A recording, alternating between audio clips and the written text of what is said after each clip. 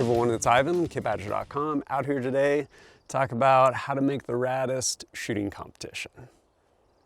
When it comes to shooting competitions, what's it about? It's about having fun at the end of the day. You don't magically go compete in tactical games like, ta-da, you're now special forces. It's not a vetting, anything like that. Same with anything else. You don't go to IDPA, cool, you're a ninja now. No, granted, if you are Grandmaster in some of those, definitely speaks highly to your ability to shoot fast and accurate, but it's not vetting, it's largely about having fun. If you are way up at the top where you're really going to shooting competitions because you want to go make money, go clear that prize table, get your contingency money from your sponsors, that's a whole nother thing. But for most people, it's about going and having fun. And there are definitely some competitions that do a pretty good job with that. Whether it's tactical games or desert brutality, they're fun. They are, absolutely. And what makes them fun though? Largely, or in my experience, compared to some of the 3-gun or IDPA, stuff along those lines. Usually the dress up part of it, that's pretty fun. It's LARPing. At the end of the day, that's what it is. Live action role play. On the tactical games, a buddy of mine made a pretty sweet meme. LARPing and CrossFit. Or over desert brutality, largely just LARPing. Now granted, between those two, there are things some people do better and some things people embrace more. By way of example, desert brutality encourages people to go dress up, especially just even the way they break down the classes. As far as running retro division or classic division, actually having firearms from other time periods, yeah, it definitely encourages that. And it adds to it. It's a lot of fun. Over at tactical games, yeah, it's LARPing. Most people probably are not going to be running around with a carbine and a plate carrier exposed holster. Very few of the people that I think compete actually do that for a living, because usually if you do something for a living, you don't want to go spend money and do it on your off time. So it's a lot of people going out to have fun, to go do that. And I think that is great. If it was hey, we're going to make this super realistic, one, if you were shooting a carbine, you're probably doing pocket reloads, or for that matter, pistol or anything else, probably drawing from concealment, because that's usually how most people roll. But you get to dress up, and it's a lot of fun. So how do we make the Raddest shooting competition? Comes down to a couple different things. One, story, details, and reason. So start with story. Create a story for a course of fire. And this can be anything, literally just look at pop culture. Who doesn't want to run a course of fire designed around the shootout from heat, where you have to basically, with your carbine, bound back a bunch of vehicles with your duffel bag, weighted duffel bag full of cash. And maybe at the end, you need to actually do a buddy drag. Maybe there's a bonus for being able to carry your big duffel bag full of cash and your buddy.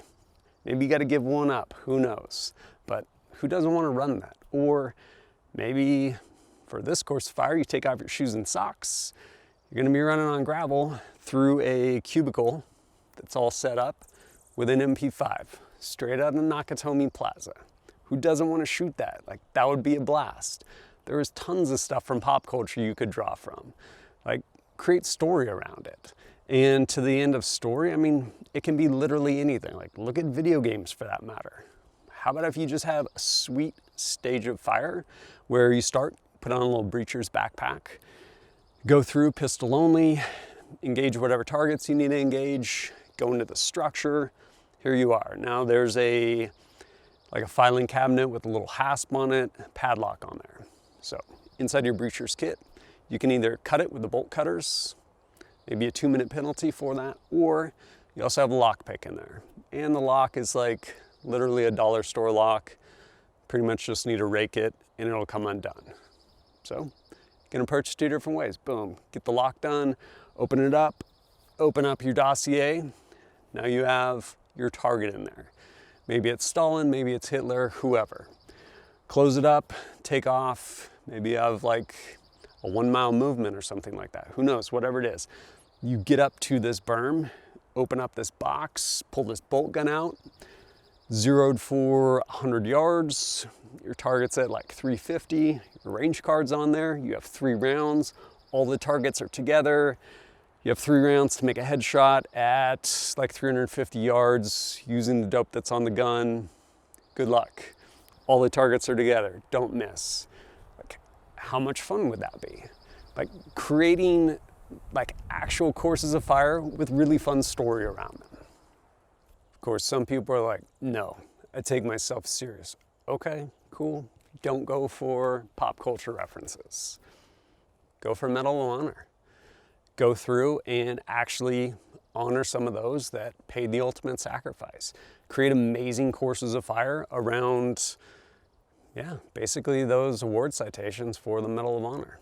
You could have incredible course design based off of Medal of Honor recipients and actually start that course, like reading that citation, paying honor to those people.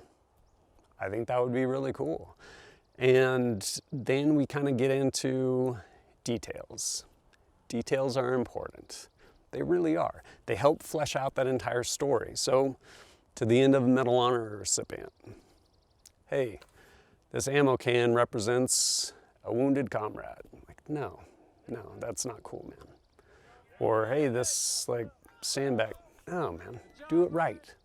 Hey, this 185-pound dummy, which is wearing camis and a plate carrier, represents your wounded comrade.